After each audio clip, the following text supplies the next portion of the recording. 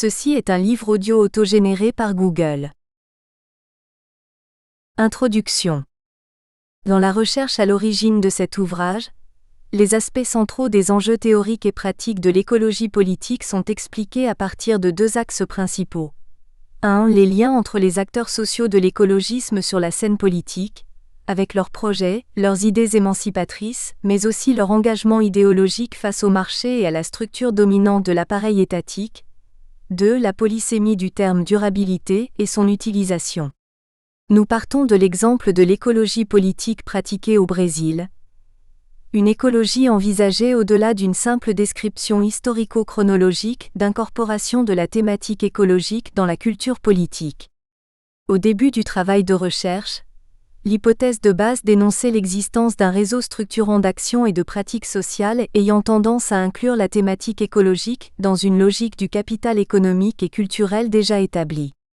Les entretiens de plus de 260 représentants d'ONG environnementalistes des 5 régions géographiques du pays sont venus confirmer la thèse selon laquelle les pratiques environnementales ne constituent pas des attitudes isolées et hors contexte pour les Brésiliens. Elles ont des racines qui dépendent des modes de vie, sont associées à des espaces sociaux culturellement différents et sont sélectives dans le sens où les politiques de financement de l'État et le marché sont très souvent décisifs pour leur maintien. Dans ce sens, l'objectif de la recherche était d'expliquer les caractères sociologiques et anthropologiques de l'écologie politique au Brésil. Jusque-là, les recherches antérieures visaient la donnée de la conscience écologique, perçue comme expression de l'entendement effectif des relations sociales. Des recherches telles que O que o brasileiro pensa da ecologia, que pense le Brésilien de l'écologie, 1992, ont été développées à partir de la critique de l'idée d'une incorporation des valeurs écologiques au Brésil, une idée forgée pendant le sommet de la Terre de Rio de Janeiro en 1992. Il fallait aller plus loin. Non pas réunir un plus grand nombre de données, mais établir un référentiel théorique, capable d'exprimer les différences entre les pratiques sociales et les manifestations de la conscience prises comme données absolues de l'entendement des acteurs sociaux. Très commun dans la majorité des apports empirico-analytiques de recherche en sciences sociales, le référentiel de la philosophie de la conscience a été laissé de côté au profit d'un référentiel essentiellement discursif et fondé sur la théorie de l'action communicative de Jürgen Habermas, 1984. L'ensemble des entretiens est donc construit à partir d'un contenu théorique, supposant que des préférences de valeurs, comme le discours en faveur de l'écologie et de la durabilité, ne représentent qu'une rationalité communicative par rapport au monde de la vie, c'est-à-dire là où les personnes agissent réellement et articulent les valeurs qu'elles disent défendre. Il n'était pas simplement question de mettre à terre l'idée que ces valeurs n'existent pas toutes seules, qu'elles sont isolées des autres valeurs de la société, une équivoque héritée de la tradition rationaliste cartésienne. Nous voulions montrer que la réalité sociale est vraie parce qu'elle est communiquée, et que ce qui est annoncé comme vrai doit aussi être véridique, c'est-à-dire factuel. Les acteurs sociaux ont été invités à associer les pratiques sociales au marché, à la communauté, à la culture et à l'État. Ainsi, le travail de recherche reflète en profondeur les définitions de l'écologie politique au Brésil. L'ouvrage se compose de 5 chapitres. Le chapitre 1 présente les premiers présupposés théoriques et conceptuels d'écologie politique. L'écologie politique peut être définie comme une discipline centrale de la réflexion avant-gardiste sur les limites des théories politiques de la modernité, face à l'émergence de la problématique écologique. Elle vise à réinterpréter les contenus utopiques du libéralisme politique et économique, les doctrines socialistes et anarchistes ainsi que les deux principaux courants traditionnels de l'écologie, le conservationnisme et le préservationnisme, Dieg, 1999. De manière générale, la critique de l'écologie politique se justifie pour adapter les théories politiques modernes aux défis internes de la problématique écologique, qui ne réside pas seulement dans la question de la croissance économique indifférenciée et de l'emploi nocif de technologies pour l'environnement. La problématique écologique découle avant tout a. D'une crise de participation politique, b. D'une crise de survivance généralisée, et c. D'une crise de culture ou d'engagement civilisatoire.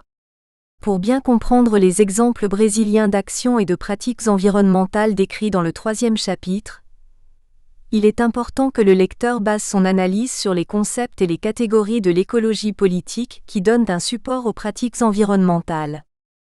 Le chapitre 2 est une introduction à l'approche sociologique de la signification des pratiques écologiques pour une culture politique nationale, qui, dans une certaine mesure, est ouverte à la réorientation de valeurs et d'attitudes. Les concepts de John Rawls 2000 et Jürgen Habermas 1994-1997 sur le sens de la vie démocratique sont utilisés pour expliquer la dynamique de l'apprentissage politique d'une culture moderne comme la culture brésilienne. Cette dynamique reflète la capacité des acteurs sociaux à interférer, par le biais de leurs actions, sur la constitution, l'examen et le réexamen de normes du système démocratique.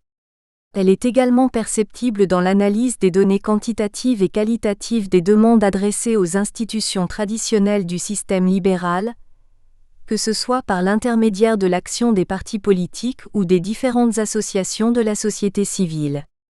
Dans ce sens, l'entendement de la société brésilienne comprend la coexistence de divers fondements de cette société, commune au régime démocratique pluraliste. À titre d'exemple, il suffit de penser à la représentativité de la société civile comme marque de la politique nationale sur l'environnement, sur les ressources hydriques et sur les villes.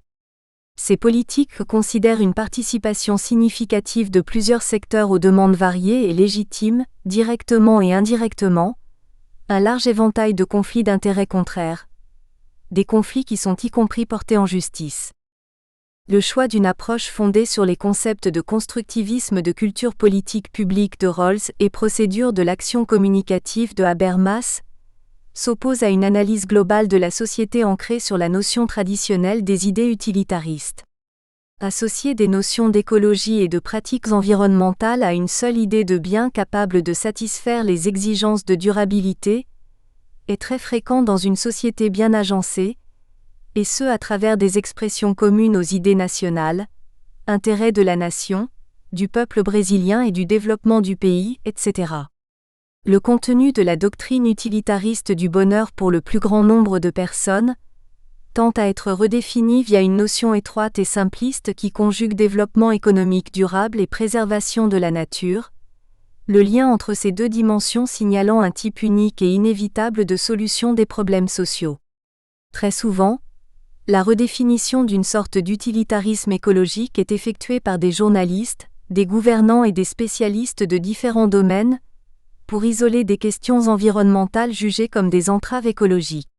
C'est le cas du projet de transposition des eaux du fleuve São Francisco ou d'autres chantiers des programmes du gouvernement Lula d'accélération de la croissance, reprise du projet nucléaire, construction d'usines thermoélectriques, etc. La question écologique y est vue comme une entrave, dans la mesure où il n'y a pas de limite pour l'action humaine. L'approche utilitariste écologique ne répond pas aux besoins d'analyse de situations culturelles singulières communes à la diversité de la réalité brésilienne, elle ne cherche qu'à légitimer et à justifier des intérêts généraux de la devise utilitariste. Par conséquent, la conception constructiviste de culture politique publique de Rawls est utilisée pour délimiter la nature sociale pratique, et non des conceptions idéales et métaphysiques, de l'action des Verts. Il existe dans la société brésilienne ce que Rawls nommait le consensus par recoupement overlapping consensus entre des valeurs politiques et un grand nombre de valeurs sociales. Ce consensus donne la possibilité d'une horizontalité consultative entre les actions environnementales et les institutions traditionnelles du système politique, partis et organismes du gouvernement, et permet une histoire d'apprentissage social et politique avec des bénéfices normatifs pour la société. Quant au concept de procédure communicative d'Habermas, il indique que la trajectoire de l'écologie politique se fait par l'intermédiaire de contenus moraux. L'espace de la moralité est dans la politique, et pas uniquement à l'intérieur des sujets. Toute idée de pratique écologique est associée au langage, c'est-à-dire à la capacité discursive de ces acteurs à constater l'impact de leurs intérêts sur la normativité sociale. Toujours dans le 2e chapitre, nous montrons comment la culture brésilienne est comprise par la tradition universitaire des sciences sociales en ce qui concerne l'incorporation du discours modernisant. C'est un point fondamental. Le discours universitaire modernisant souligne comme positivité absolue la rationalisation et la sécularisation des pratiques sociales en matière de gains et bénéfices, de l'approfondissement du développement économique, du contrôle de la nature par l'action instrumentale de la science et de l'activité étatique, de mise en place d'un modèle d'appartenance et de configuration d'intérêts associés à chaque nation. Le concept central de modernité critique est employé pour observer les limites de cette association directe. Il vise également à différencier les arguments qui voient la question écologique comme une entrave, dans la mesure où il privilégie la capacité réflexive des acteurs sociaux à innover sur la scène politique, à créer de nouvelles orientations. Enfin, le concept s'associe à une révision de l'interprétation de la genèse des pratiques écologiques brésiliennes. Nous proposons de comparer l'orientation théorique plus traditionnelle sur le mouvement écologique brésilien, d'abord expliqué en termes de mouvement historique et multisectoriel, jusqu'alors orienteur de recherche de portée nationale, avec la thèse sur la nature politique, sélective et différentielle du mouvement. L'ancrage du concept de modernité critique permet de dévoiler les pratiques écologiques comme des pratiques authentiques, donc associées aux différents modes d'appartenance culturelle, ou comme des pratiques de la logique sélective des intérêts fonctionnels et structurants du marché et de l'État. Parallèlement, nous pensons que ce type de conduite méthodologique aide le lecteur à ne pas enfermer les pratiques écologiques dans des expressions épidermiques de la socialisation de thèmes nationaux, à la manière de la théorie anthropologique de Roberto D'Amata, comme pour montrer autre chose que ce qui se passe vraiment, ou pour causer une impression.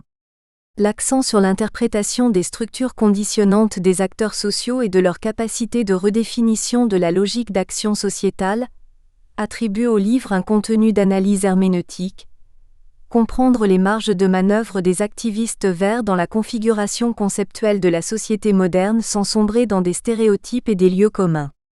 En d'autres termes, la trajectoire des pratiques écologiques brésiliennes est un apprentissage politique démocratique contenu dans des actions concrètes qui ne peuvent être simplement représentées par les discours officiels ou les slogans, comme la préservation de la nature, le développement durable et l'écologie déjà assimilés par le grand public.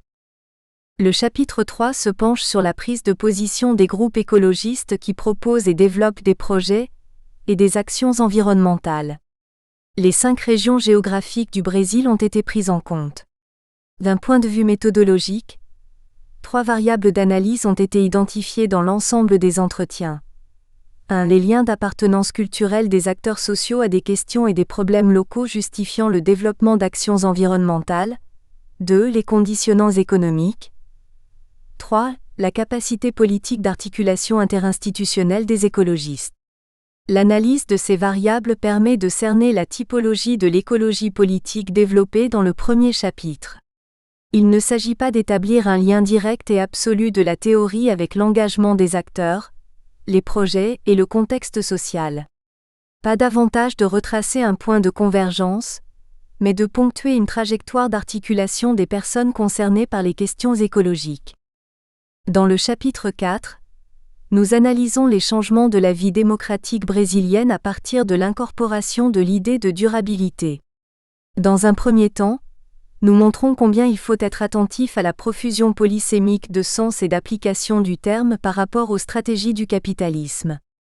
Les données analysées concernent l'incorporation de références normatives de la politique écologique du début de la redémocratisation, soit près de 3 décennies, de 1980 à 2008.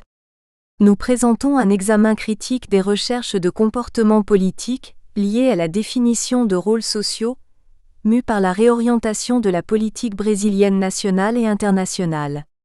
C'est la raison pour laquelle la durabilité est ici perçue comme une donnée structurante des pratiques environnementales. L'évaluation s'achève par l'étude du rôle de la politique internationale du Brésil par rapport au changement climatique et les perspectives de conservation de la biodiversité biologique et sociale. Enfin, le chapitre 5 donne suite à l'étude engagée dans le chapitre 4.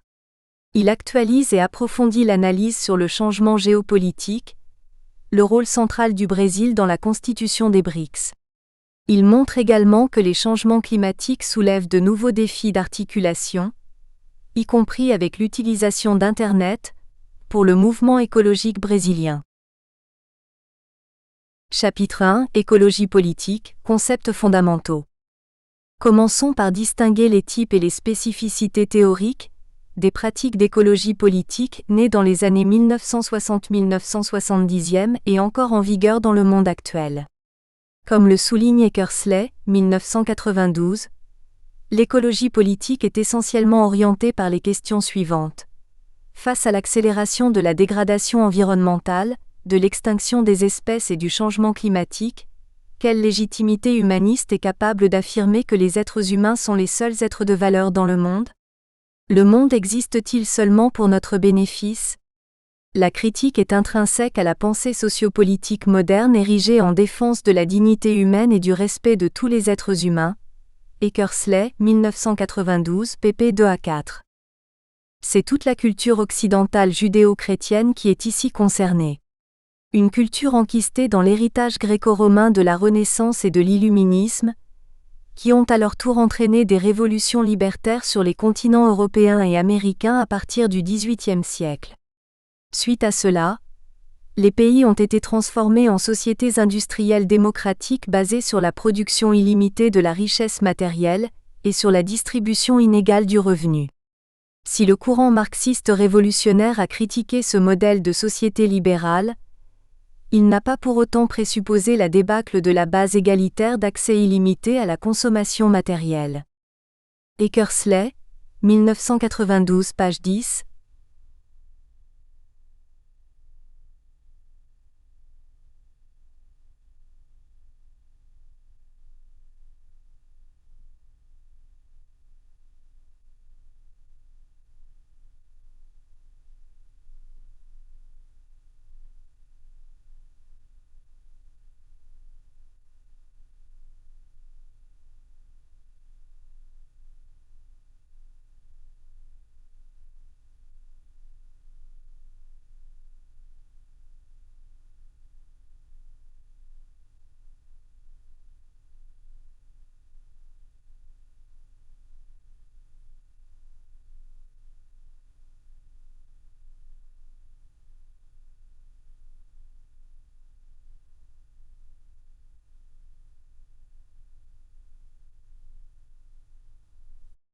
Il propose une classification qui opère une division entre des positions clés considérées anthropocentriques, d'une part, et écocentriques, d'autre part. La position anthropocentrique défend des intérêts humains particuliers qui œuvrent pour le développement durable.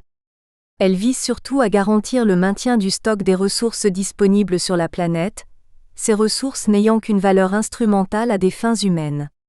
Quant à la position écocentrique, elle désigne la maîtrise des différents courants de la pensée protolibérale de gauche. À la base, les deux positions divergent radicalement en matière de croissance de la population humaine sur la planète et de préservation de la vie sauvage. Tandis que les anthropocentriques réfléchissent aux causes sociales de l'augmentation de la population et argumentent en faveur d'une distribution plus égalitaire de la richesse entre les riches et les pauvres, les écocentriques s'intéressent à la diminution de la population humaine et à la réduction à long terme des nombres populationnels absolus. Ils défendent également la vie sauvage en grand nombre, sans se soucier de savoir si la préservation peut être jugée utile pour les humains. Les anthropocentriques se préoccupent davantage de la défense de l'environnement urbain et de l'agriculture. À moins que ne soit prouvée une justification centrale pour les intérêts humains, la préservation de la vie sauvage n'est pas une priorité. Ces deux positions sont des points équidistants entre des représentations culturelles et de diagnostic général des problèmes environnementaux, beaucoup plus que des positions dissemblables sur les problèmes d'absence de participation politique. Autrement dit, les anthropocentriques et les écocentriques ne voient pas les problèmes écologiques de la même manière, mais leurs positions politiques convergent quand la critique se réfère à la croissance économique indifférenciée, au gaspillage énergétique et à l'emploi nocif de technologies pour l'environnement. Malgré cela, les deux positions n'ont pas les mêmes justifications écologiques en ce qui concerne l'emploi de technologies considérées non polluantes ou propres. D'un autre côté, l'argumentation centrale d'Eckersley est de démontrer que la crise environnementale est le reflet d'une crise de participation, de survivance et de culture ou d'engagement civilisateur. Beaucoup pensent que les politiques écologiques actuelles vont résoudre ces trois aspects interreliés de la crise environnementale en offrant de nouvelles opportunités de participation politique, de renouvellement culturel et d'amélioration de la qualité de vie. Or, il existe plusieurs thérapies pour le même problème. Du point de vue de l'auteur, la perspective écocentrique représente l'alternative la plus consistante et le défi qui se pose est le suivant. A. La perspective émancipatrice écocentrique a-t-elle des alliés idéologiques dans la tradition de la pensée politique moderne? B. Quelles traditions de la pensée politique moderne peuvent assimiler? Nous espérons que vous avez apprécié cet aperçu. Pour continuer à écouter ce livre audio sur Google Play Livres, utilisez le lien dans la description de la vidéo.